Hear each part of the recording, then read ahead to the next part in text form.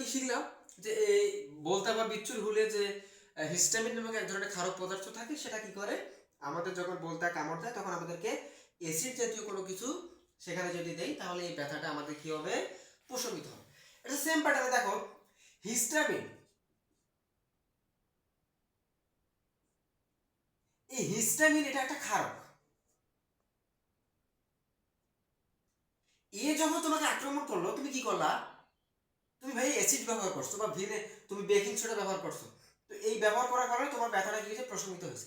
আচ্ছা তোমাকে যদি পিঁপড়া কামড় দেয়, যে আমাদের এই সপ্তম অধ্যায়ে পাবা ভাইয়া, অম্ল ক্ষারক ও লবণের ব্যবহার এই সপ্তম অধ্যায় মানবিক শাখা তোমরা যারা আছো তোমরা অবশ্যই এই জিনিসটা পাবা। তাহলে পিঁপড়া, এই পিঁপড়া যে কামড় দেয় এর মধ্যে আবার কি ক্ষার থাকে না, এর মধ্যে থাকে অ্যাসিড, সেই অ্যাসিডের নাম হচ্ছে ফর্মিক,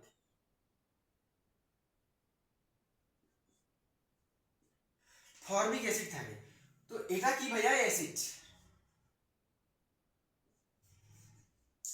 তাহলে এই পিঁপড়া কামড় দেওয়ার ফলে তোমার আক্রান্ত স্থান ফুলে যাচ্ছে বা জ্বালা করতেছে, এই জ্বালাকে প্রশমিত করার জন্য তোমাকে কি করতে হবে, ক্ষার ব্যবহার করতে হবে। দেখো একটা সাধারণ একটা উদাহরণ দেই, ভাইয়া মনে করো তোমার কোথাও কোথাও কোনো একটা জায়গায় দেখা যাচ্ছে আগুন লাগছে, তো এখানে যদি আগুন লাগে তো এই আগুনটাকে নেভানোর জন্য তুমি কি পেট্রোল ইউজ করবা নাকি পানি ইউজ করবা? অবশ্যই বলবা যে ভাইয়া এটা তো পাগল যদি না হয় তাহলে পানি ইউজ করবে। কারণটা কি, যে এখানে তো অলরেডি আগুন জ্বলতেছে, এখানে যদি পেট্রোল দেই, ডিজেল বা এই জাতীয় কিছু দিতে হবে আরো বেশি করে জ্বলতেছে, তাহলে আমাদের কি করতে হবে, পানি ব্যবহার করতে হবে। ঠিক আছে ভাইয়া? তো ঠিক সেরকমই বিষয়টা মোটামুটি একটু ওইরকমই। সেটা হচ্ছে কি, যদি ক্ষারক জাতীয় কোনো কিছু আক্রান্ত হয় তাহলে আমাদেরকে অ্যাসিড ব্যবহার করতে হবে, আর অ্যাসিড জাতীয় কোনো কিছু আমাদেরকে যদি আক্রান্ত করে জ্বালা পোড়া করে তাহলে আমাদেরকে কি করতে হবে, ক্ষারক ব্যবহার করতে হবে। এখন এই ফর্মিক অ্যাসিড যদি নিঃসরিত হয় বা আমাদের কোথাও লাগে, তাহলে আমাদের যদি পিঁপড়া কামড় দেয় আমাদের কি করতে হবে, ক্ষার ব্যবহার করতে হবে। এখন এই ক্ষার বিভিন্ন হতে পারে, ক্যালসিয়াম ক্যালসিয়াম অক্সাইড বা চুনা পাথর হতে পারে, এই জাতীয় তুমি কোনো কিছু দিতে পারো। এবং ক্ষার জাতীয় আরো অনেক আছে, জিঙ্ক কার্বনেট, এই বিষয়গুলো তুমি কি করতে পারো, এই তোমার যদি পিঁপড়া কামড় দেয় তাহলে এই জিনিসটা যদি তুমি এই অ্যাসিড এই চুন বা এই জাতীয় চুনা পাথরকে যদি তুমি ওই স্থানে লাগাও তাহলে তোমার ব্যথাটা থাকবে না। আর একটা বিষয় হচ্ছে ক্যালামিন নামক এক ধরনের মলম পাওয়া যায় ভাইয়া, ক্যালামিন, ক্যালামিন নামক এক ধরনের মলম পাওয়া যাবে। এই মলমটাও এটা এক ধরনের ক্ষার জাতীয়, যখন তোমাকে অ্যাসিড আক্রান্ত করতেছে এই ক্যালামিন এই আক্রান্ত স্থানে যদি তুমি লাগাও তাহলে তোমার কি হবে ভাইয়া, তখন তোমার এই ব্যথাটা প্রশমিত হবে। অর্থাৎ এটা একটা বিক্রিয়া করবে, বিক্রিয়া করে এ প্রশমিত করবে। আচ্ছা, আমরা যে অনেক সময় আচার সংরক্ষণ করি, বিভিন্ন ধরনের জিনিস সংরক্ষণ করি, এটা সাধারণত অ্যাসিটিক অ্যাসিডের মাধ্যমে হয়। অ্যাসিটিক অ্যাসিডের মাধ্যমে কি হয় ভাইয়া, এইটা সংরক্ষিত হয়, না হলে এটা বেশি দিন থাকতো না। আবার আমাদের এই যে ভ্যানের ব্যাটারি, তারপর আইপিএস, এই ধরনের যত ব্যাটারি আছে এই ব্যাটারিগুলোতে মনে রাখবা সালফিউরিক অ্যাসিড ব্যবহার করা হয়। কি ভাইয়া, সালফিউরিক অ্যাসিডের সঙ্গে তোমরা জানো H2SO4, এই সালফিউরিক অ্যাসিড এটা একটা শক্তিশালী অ্যাসিড, এটা ব্যবহার করা হয়। অর্থাৎ আমাদের দৈনন্দিন জীবনের যে কাজকর্মগুলো রয়েছে এই কাজকর্মগুলোর ক্ষেত্রে এই অ্যাসিডগুলো খুবই গুরুত্বপূর্ণ। আমাদের এগুলো ব্যবহার করার সময় কি করতে হবে ভাইয়া, সতর্ক থাকতে হবে। তো এইটা আমরা এই সপ্তম অধ্যায়ের প্রথম অংশের আলোচনাটা আমরা এই পর্যন্ত দেখলাম। আমরা এখন যে দ্বিতীয় দ্বিতীয় যে মানে আলোচনাটা দেখব সেখানে বলতেছি সেটা হচ্ছে এই অ্যাসিড। আচ্ছা আমাদের সমাজে কিন্তু আসলে সবাই যে ভালো হবে বিষয়টা কিন্তু এমন না। আমাদের সমাজে দু একজন লোক দুষ্ট প্রকৃতির বা অন্য মনস্ক বা অন্য নিজ প্রকৃতির লোক থাকতে পারে, তো আমাদের সমাজেও আছে, এটা সব সমাজে আছে, সবাই ভালো হবে না। তো এই মানুষগুলো কি করে, এরা অ্যাসিড ছোড়ার মতো একটা ভয়াবহ কাজ করে। এটা কতটা খারাপ কাজ হতে পারে, এই অ্যাসিড ছোড়ার ফলে একটা ব্যক্তির শরীর সম্পূর্ণরূপে ঝলসে যায়, ওই ব্যক্তিটা আর সমাজের মুখে সমাজের সামনে স্বাভাবিকভাবে আসতে পারে না, তার জীবনটা দুর্বিষহ দুর্ভোগের মধ্যে পড়ে যায়। তবু এই ধরনের নিজ প্রকৃতির লোক এই ধরনের কাজ করে থাকে। আর এই অ্যাসিড সন্ত্রাসের শিকার হয় সাধারণত গৃহবধূ বা স্কুলের ছাত্রীরা। ঠিক আছে, তখন দেখো 1995, কত ভাইয়া, 1995। এখন দেখো এই যে এইভাবে যে অন্যায় অত্যাচার এই ধরনের কাজগুলো করে যাচ্ছে তার তো একটা প্রতিরোধমূলক ব্যবস্থা করা দরকার। এই জন্য 1995 সালে বাংলাদেশ নারী ও শিশু নির্যাতন আইন মোতাবেক একটা ধারা পাশ করা, একটা আইন পাশ করা হয়। সেই আইনে বলা হয় কোনো ব্যক্তি যদি অ্যাসিড ছোড়ে তাহলে তাকে শাস্তি স্বরূপ তার শাস্তি হবে এই এত সালের আইন অনুযায়ী তার শাস্তি হবে 1 নাম্বার মৃত্যুদণ্ড এবং 2 নাম্বার যাবজ্জীবন, মানে সারা জীবন তাকে কি করতে হচ্ছে, জেলে থাকতে। আচ্ছা দেখো, ও একটা মানুষের জীবন নষ্ট করে দিল বা তাকে স্বাভাবিকভাবে সমাজের রাস্তায় দিচ্ছে না, তো ও যে এই কাজটা করলো, তো ও কি নিজে সুখী থাকতে পারতেছে? দেখা যাচ্ছে ওকে ফাঁসি দেওয়া হচ্ছে কিংবা তাকে সারা জীবন জেলের মধ্যে থাকতে হচ্ছে।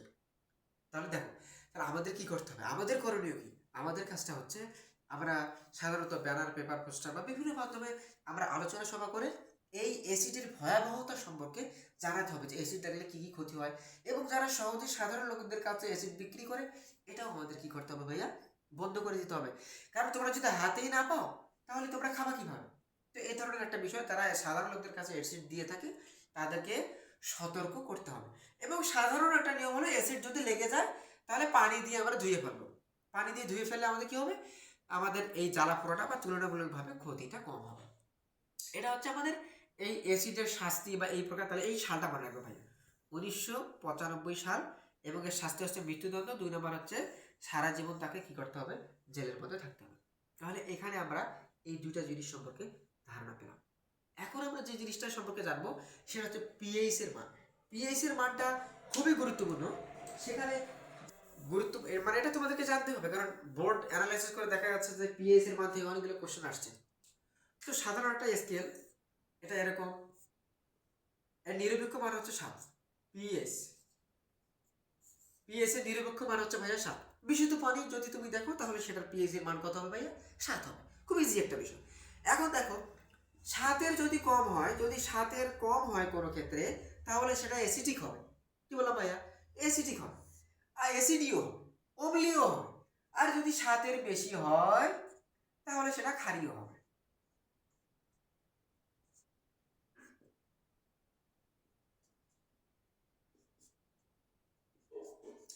অ্যাসিডিও বা অম্লীয়, তোমার যেটাই বলো না কেন, এটা হচ্ছে। তা দেখো, তো নিরপেক্ষ মান হচ্ছে 7। 7-এর বেশি হলে ক্ষারীয় হবে। আমি যদি বলি ভাইয়া 9.5, এটা খারাপ। 7-এর বেশি কোনো কথা নেই, 7.5 খারাপ। 7-এর চেয়ে যদি বেশি হয় তাহলে খারাপ। যদি 7-এর চেয়ে কম হয় তাহলে সেটা অ্যাসিড, কোনো কথা নেই। এখন দেখো তীব্রতা, যদি 7, এটা হলো 8, ধরো যে এটা 8, এটা 9, এটা 10, এটা হচ্ছে 14, এটা হচ্ছে 1, এটা হচ্ছে 2, এটা হচ্ছে 6।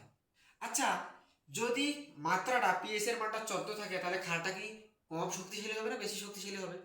অবশ্যই বেশি শক্তিশালী হবে।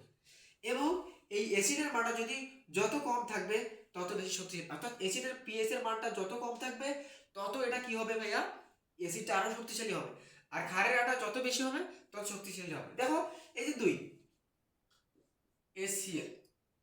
HCl, এটা হচ্ছে হাইড্রোক্লোরিক অ্যাসিড, এর পিএইচ মান ভাইয়া হচ্ছে 2।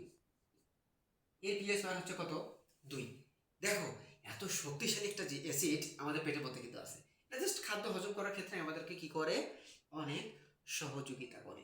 তো এই মানটা, এই পিএইচ এর মানটা যদি 0.5 কম বেশি হয়, এটা যদি হেরফের হয় তাহলে আমাদের পেটে ভাইয়া বদ হজমের সৃষ্টি হয়। কি হবে ভাইয়া, বদ হজমের সৃষ্টি হয়। তো এই জিনিসটা আমাদেরকে মাথায় রাখতে হবে যে আমাদের প্রশ্ন এইভাবে আসবে, তা হাইড্রোক্লোরিক অ্যাসিডে বা এই অ্যাসিডের মধ্যে এর পিএইচ এর মানটা কত, আমাদের পেটের মধ্যে যে অ্যাসিডটা থাকে তার পিএইচ এর মানটা কত, পিএইচ এর মানটা 2। এটা কত কম বেশি হলে ঝামেলা হবে, বদহজম হতে পারে, সেটা হচ্ছে এই 0.5। দেখো, আমাদের রক্তের যে ধমনীগুলো আছে না, এই রক্তের ধমনীগুলোর মধ্যে কিন্তু একটা পিএইচ আছে। সেই পিএইচ এর মানটা হচ্ছে, তোমরা এই জিনিসটাতে পড়ছো ইউনিভার্সাল, এটাকে আমরা বলি ইউনিভার্সাল ডোনার কালার চার্ট। এটার মাধ্যমে একটা রং আছে, এই রংগুলো তোমরা এই পিএইচ এর মানটা নির্ণয় করার ক্ষেত্রে এটা বিজ্ঞান আবিষ্কার করছে যে এইভাবে তোমরা এই যেখানে পদার্থটা দিবা, যে রঙে যা থাকবে ওটার মানটা যত হবে পিএইচ এর মানটাও তত হবে। এখন দেখো, এখন যে বিষয়টা হলো আমাদের রক্তের ধমনীর যে পিএইচটা, এটা হচ্ছে 7.4 হয়ে যাবে। 7.4 কত, 7.4, এটা আমাদের রক্তের ধমনীর পিএইচ। এই পিএইচটা আমাদের রক্তের ধমনীর জন্য খুবই প্রয়োজন, এটা সামান্য পরিমাণে ক্ষারীয়।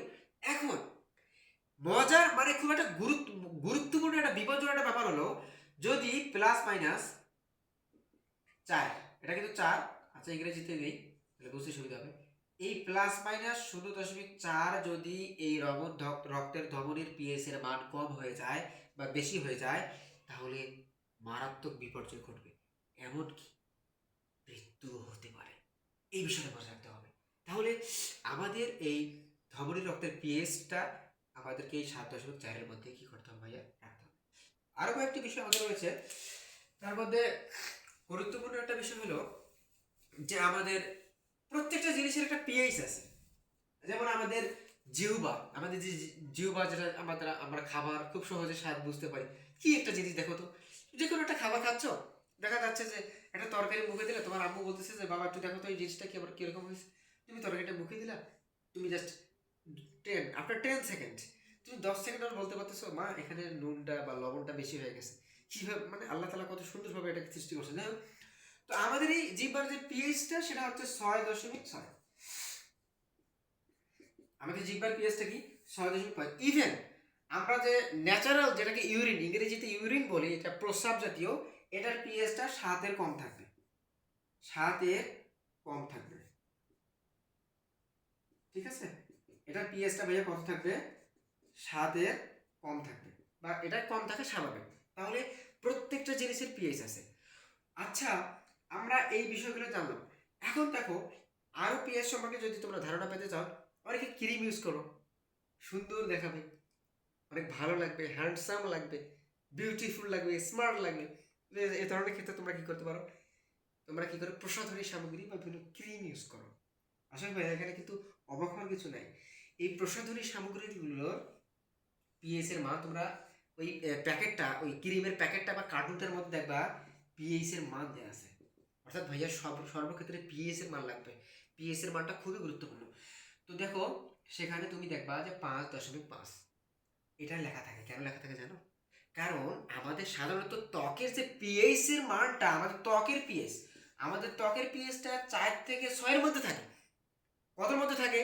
4 থেকে 6 এর মধ্যে থাকে। মনোযোগ দাও, এদিক ওদিক করা যাবে না। মনোযোগ দাও, জাস্ট ক্লাসটা দেখো, দেখবা যে তোমার অটোমেটিক্যালি তোমার মাথার মধ্যে গেঁথে যাচ্ছে। তো 4 থেকে 6 এর মধ্যে এই পিএইচ এর মানটা থাকে। এখন এই সাধারণত এটা কি হয়, এসিডিও বা অম্লীয় হয়ে থাকে। এই পিএইচ এর মানটা, এটা শুধু আমাদের প্রাপ্তবয়স্ক যারা আছে মোটামুটি তাদের জন্য ব্যবহার্য। শিশুদের আবার এই পিএইচ এর মানটা ব্যবহার করা যাবে না, কারণ শিশুদের দেখা যাচ্ছে আমার ত্বকের যে ধারণ ক্ষমতাটা, একটা শিশুদের ওটা থাকবে, তুমি বলো, এটা কিন্তু থাকবে না ভাইয়া। এই জন্য এইসব প্রসাধনী আমাদের জন্য যেটা ব্যবহার করা যাবে, সেটা শিশুদের জন্য মোটেও ব্যবহার করা যাবে না। তাদের জন্য দেখবা আলাদা প্রোডাক্ট, আলাদা পিএইচ এর মান নিয়ন্ত্রণ করে সেখানে কি হয়েছে, দেওয়া হয়েছে। তাহলে আমাদের এই প্রসাধনী সামগ্রীর মান, পিএইচ এর মান কত, 5.5। কত ভাইয়া, 5.5 মনে রাখবা। এবং আমাদের এই ত্বকের পিএইচটা 4 থেকে 6 এর মধ্যে থাকে। কতের মধ্যে থাকে? 4 থেকে 6 এর মধ্যে থাকে। এখন দেখো, তুমি বললা যে ভাইয়া আমরা তো পিএইচ এর মান অন্যান্য ক্ষেত্রে জানলাম, রক্তের ধমনী, তারপর পেটের মধ্যে যে হাইড্রোক্লোরিক অ্যাসিড, অন্যান্য সকল ক্ষেত্রে জানলাম। তো দেখো, মাটির মধ্যেও এক ধরনের পিএইচ আছে। কি আছে ভাইয়া? মাটির মধ্যেও এক ধরনের পিএইচ আছে। তো এই পিএইচ এর মান, এই মানটা যদি ঠিক না থাকে ভাইয়া, তাহলে কি হবে, এই মানটা যদি ঠিক থাকে তাহলে ফসল ভালোভাবে জন্মাবে না। দেখো, সাধারণত সাধারণত মাটির পিএইচ, মাটির পিএইচ 4 থেকে 8 এর মধ্যে থাকবে। 4 থেকে 8 এর মধ্যে থাকবে। কিসের পিএইচ ভাইয়া? মাটির পিএইচ। কতর মধ্যে থাকবে? মনোযোগ দাও, 4 থেকে 8 এর মধ্যে থাকবে। এখন মাটির পিএইচটা যদি 4 থেকে 8 এর মধ্যে থাকে, তাহলে ফসল ভালো হবে। ফসল কি হবে ভাইয়া? ভালো হবে, কোনো সমস্যা নেই, কোনো সমস্যা নেই। তাহলে এখন দেখো, এখানে এই 4 থেকে 8 এর মধ্যে যদি থাকে তাহলে কোনো সমস্যা নেই। কিন্তু যদি এই মাটির পিএইচটা 3 এর কম হয়, তাহলে কি হবে? যদি 3 এর কম হয়, তাহলে সেটা হবে অম্লীয়। তো দেখো, এখানে যদি পিএইচ এর মানটা 3 এর কম হয়, তাহলে এটা অম্লীয় হবে। আর অম্লীয় হলে মানে এটা অতিরিক্ত অম্লীয় হচ্ছে, অ্যাসিডিও হচ্ছে। অ্যাসিডিও হওয়ার কারণে এই 3 এর কম হওয়ার ফলে ফসল ভালো উৎপাদন হবে না। দেখো, আজকে তোমরা বলবা যে আমার চাচা, আমার গ্রামে একজন কৃষক আছে, তিনি তো পিএইচ এর মান না জেনে ফসল উৎপাদন করতেছে। তো এখানে বিষয়টা হলো যে আমাদের এই ডিপার্টমেন্ট অফ এগ্রিকালচার, কৃষি ডিপার্টমেন্টের যে কর্মকর্তাগুলো রয়েছে তারা এই বিষয়গুলো, কারণ এখন সবকিছু তথ্য যোগাযোগ প্রযুক্তির উন্নতিতে নতুন নতুন জাত বীজ আবিষ্কার হচ্ছে। তো এই পিএইচ এর মান না জানলে এই ফসলের উৎপাদনের ক্ষেত্রে আমাদের ব্যাঘাত ঘটবে। তো এটা যদি 3 এর কম হয় তাহলে তখন এটা কি হবে, এই মাটি থেকে বা জমি থেকে ম্যাগনেসিয়াম এবং ক্যালসিয়াম, এই ম্যাগনেসিয়াম এবং এই ক্যালসিয়াম, এই ম্যাগনেসিয়াম এবং ক্যালসিয়াম মাটি থেকে চলে যাবে। মাটি থেকে চলে যাওয়ার ফলে যেটা হবে, ফসল ভালোভাবে হবে। এই জন্য যখন মাটির পিএইচ পরীক্ষা করার পরে 3 এর কম হবে, তখন যখন আমরা সার ইউজ করবো, কোন সারটা ইউজ করবো, যে সারের মধ্যে ম্যাগনেসিয়াম এবং ক্যালসিয়াম আছে। ম্যাগনেসিয়াম এবং ক্যালসিয়াম যুক্ত সারকে আমরা ইউজ করে আমরা সঠিক ফসল পেতে পারি। এটা হলো অম্লীয় বা 3 এর কম হলে অ্যাসিডিক। এখন আমরা যে বিষয়টা দেখবো সেটা হলো যদি ক্ষারীয় হয়ে যায়। আচ্ছা এটা বললাম। আচ্ছা দেখো, মনে করো এই পিএইচ এর মানটা 9.5 হয়ে গেছে। 9.5, 4 থেকে 8 এর মধ্যে থাকা ভালো। যদি এটা 9.5 হয়ে যায় তাহলে এটা ক্ষারীয় হবে। আর যদি ক্ষারীয় হয় ভাইয়া, তাহলে কি হবে না, ফসল সঠিকভাবে উৎপাদিত হবে না। আশানুরূপ ফসল, আশানুরূপ ফলাফল পাওয়া যাবে না। সেক্ষেত্রে কি করতে হবে, এখানে এই 9.5 হওয়ার কারণে অ্যালুমিনিয়াম +3 এই জিনিসটা কি হয়, গাছের গোড়ায় চলে যায়। গাছের গোড়া চলে গিয়ে এর গুরুত্বপূর্ণ যে উপাদানটা আছে বা এর যে উৎপাদন ক্ষমতা আছে এটাকে কি করে দেয় ভাইয়া, নষ্ট করে দেয়। এই জন্য এখানে বলেছে যে এই জিনিসটার সঙ্গে বা অ্যালুমিনিয়াম 9.5 যদি পিএইচ এর মানটা যদি মাটির হয়ে থাকে তাহলে এটা ক্ষারীয় হবে। তখন এই জাতীয় উপাদানযুক্ত আমাদের সার কি করতে হবে, ব্যবহার করতে হবে। তাহলে আমরা শিখলাম যে আসলে মাটির পিএইচ সম্পর্কে জানলাম, যে কত থাকে সাধারণত এবং কত এর কম হলে সমস্যা, কত এর বেশি হলে সমস্যা। এই বিষয়গুলো সম্পর্কে ভাই আমরা কি করলাম, জানলাম। তাহলে আমাদের এটা কি হলো, আমরা প্র্যাকটিক্যালি বিষয়টা বুঝলাম যাতে আমাদের দৈনন্দিন জীবনেও কাজে লাগে এবং আমাদের এক্সামে তো অবশ্যই এই ধরনের এমসিকিউ আসবে, সেটা থেকেও আমরা কি করলাম, একটা ধারণা পাইলাম। তো এটা আমরা দেখা যাচ্ছে মাটির পিএইচ সম্পর্কে জানলাম। এখন দেখো, ওই তোমাদের পিএইচ এর যে ইউনিভার্সাল জোড়া কালার চার্টের যে কথাটা বলছিলাম, তো ওর সিস্টেমটা হচ্ছে কি, ওখানে তুমি যে কোনো পদার্থ দাও না কেন, যে রং ধারণ করবে সেই রং ধারণের অনুপাতে সেই পিএইচ এর মানটা ভাইয়া তোমার হবে। এখন দেখো, আমাদের আর এখন যে বিষয়টা জানতে হবে সেই বিষয়টা হচ্ছে যে এই যে তোমার ওই যে হাইড্রোক্লোরিক অ্যাসিডটা আমাদের পেটের মধ্যে থাকে, আমাদের খাদ্য হজম করার জন্য কিন্তু এটা ব্যবহার করা হয়। তো এই হাইড্রোক্লোরিক অ্যাসিডটা বা আমাদের পেটের মধ্যে যে অ্যাসিডিটি হয়, এই অ্যাসিডিটির নানা কারণ হতে পারে। শুধু তো এই হাইড্রোক্লোরিক অ্যাসিডটা বেড়ে যাওয়া বা কমে যাওয়া হবে বিষয়টা তেমন না। এখানে বেড়ে যাওয়া দেখো, যদি আমাদের বইয়ের মধ্যে পাবা, যদি কারণ নিয়ম মাফিক ঘুম না হয়, মানে ডিপ্রেশন আর দুশ্চিন্তার মধ্যে আছে, এই ধরনের বিষয় যদি হয়, তবুও তার কি হতে পারে, অ্যাসিডিটি হতে পারে। এখন এই অ্যাসিডিটিটাকে প্রশমন করার জন্য কিছু দেখা যাচ্ছে আদা চা, সবুজ চা, এ ধরনের কিছু বিষয় আছে। ঠিক আছে, এ ধরনের কিছু বিষয় আছে, আমাদের কি করতে হবে, এটা মাথায় রাখতে হবে। তো এখানে একটা বিষয় হচ্ছে যে নির্দেশকের ক্ষেত্রে অনেকে রং তোমরা বলো যে ভাই এটা কিভাবে করবো বা মনে রাখতে পারো না। তো দেখো, এই যে লাল লিটমাস পেপার, এই লাল লিটমাস কাগজ, ঠিক আছে, এই লাল লিটমাস কাগজটা এ যদি এর নির্দেশকের রংটা হচ্ছে লাল, এখন এ যখন ক্ষারকে চলে যাবে তখন ক্ষারকে ধারণকৃত রংটা হবে নীল। এখন দেখো তো, এখানে বলছে মিথাইল অরেঞ্জ। আচ্ছা তোমরা অরেঞ্জ মানে কমলা এতটুকু তো জানো, জানো কি না? তাহলে নির্দেশকের রং অরেঞ্জ মানে কি হবে, কমলা হবে, কমলা হবে কি না? এখন এটা ক্ষারকের যে ক্ষারকে ধারণকৃত রংটা হবে হলুদ। সেম ভাবে এই যে মিথাইল রেড, রেড মানে লাল, এটা তুমি জানো না?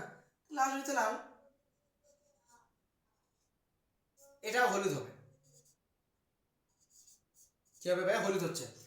তাহলে দেখো, এই যে ফেনোলফথেলিন, এটার ক্ষেত্রে তোমার নির্দেশকের রং এখানে পাবা বর্ণহীন,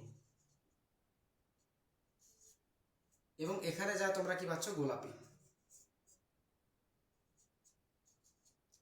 এখানে ব্যাপারটা হলো যে মানে এখানে মূল বিষয়টা হলো, দেখো এই নির্দেশকের রঙের ক্ষেত্রে যে তোমাকে প্রশ্ন দেওয়া থাকলো যে লাল লিটমাস পেপার নির্দেশকের রং, এটা যখন ক্ষারকে ধারণ করবে তখন কি রং হবে, তখন নীল হবে। যদি মিথাইল অরেঞ্জ থাকে তাহলে কি হবে, যে নির্দেশকের রং কি তুমি জানতেছো অরেঞ্জ মানে কমলা, তাহলে কমলা হবে। রেড থাকলে লাল হবে, আর এদিকে দুটোই হলুদ হবে। ফেনোলফথেলিন এটা বর্ণহীন হবে নির্দেশকের রং, এবং ক্ষারকের ক্ষেত্রে ধারণকৃত রং গোলাপি হচ্ছে। এখন দেখো, শর্টকাট টেকনিক মনে রাখবা, দুইটা জাস্ট শব্দ মনে রাখবা। একটা হলো, এক নাম্বার হচ্ছে দেখো এনিলা, এনিলা। দুই নাম্বার কি? খালানি। আচ্ছা, এই দুইটা শব্দ কেন লেখলাম? তুমি ভাবতেছো ভাইয়া এটা কেন লেখলো? এর কারণটা দেখো, আমি তোমাকে বলতেছি। এর কারণটা হচ্ছে ভাইয়া, এগুলো তো তোমরা বললাম যে কোনটা কোন রং করে। সাধারণভাবে তোমরা যদি মনে না থাকে যে কোথায় কোন রংটা, কোন নির্দেশকের কোন রং বা ক্ষারকে ধারণকৃত রং, এটা মনে থাকতেছে না, সহজভাবে মনে রাখতে পারো। এরিলা মনে রাখবা। এরিলা মানে অ্যাসিড, এতে হলো অ্যাসিড। অ্যাসিড নীল, নীল লিটমাস কাগজকে, নীল লিটমাস কাগজকে লাল করে। যখন অ্যাসিড থেকে এক হবে তখন অ্যাসিড নীল লিটমাস কাগজকে কি করবে ভাইয়া? লাল করবে। কি করবে? লাল করবে। আর খালানি, খালানি মানে খার লাল লিটমাসকে নীল করবে। এই দুটো শব্দ থেকে তোমরা কি বুঝলা? অ্যাসিড কি করবে? এনিলা, অর্থাৎ অ্যাসিড নীল লিটমাস কাগজকে ক্ষারকের মাধ্যমে কি করবে? লাল করবে। আর ক্ষার কি করবে? সেটা লাল লিটমাসকে কি করবে? নীল করবে। তো আজকে এতটুকুই। আমরা সপ্তম অধ্যায়ের এই অম্ল ও ক্ষারক মানবিক শাখা যে স্টুডেন্ট আছো, বিজ্ঞান বইয়ের অম্ল, ক্ষারক ও লবণের ব্যবহার সম্পর্কে মোটামুটি পিএইচ এর মান এবং আন্দাজ বিষয়গুলো সম্পর্কে কিছু প্রাথমিক ধারণা পেলাম। তো আরও এর গভীর আলোচনা হচ্ছে। তো আজকে এতটুকুই, এবং আগামী ক্লাসে এই অধ্যায়ের বাকিটুকু এবং অন্যান্য চ্যাপ্টারগুলো আছে সেগুলো বিষয় সম্পর্কে তোমাদের কি করব, আমরা ক্লাস নেওয়ার চেষ্টা করব। যদি তোমাদের আরও কোনো প্রবলেম থাকে তাহলে তোমরা কমেন্টে জানিও। আমরা সেই বিষয়গুলো, তোমাদের প্রবলেমগুলো সলভ করার চেষ্টা করবো। সেগুলো সুস্থ থাকো। আসসালামু আলাইকুম।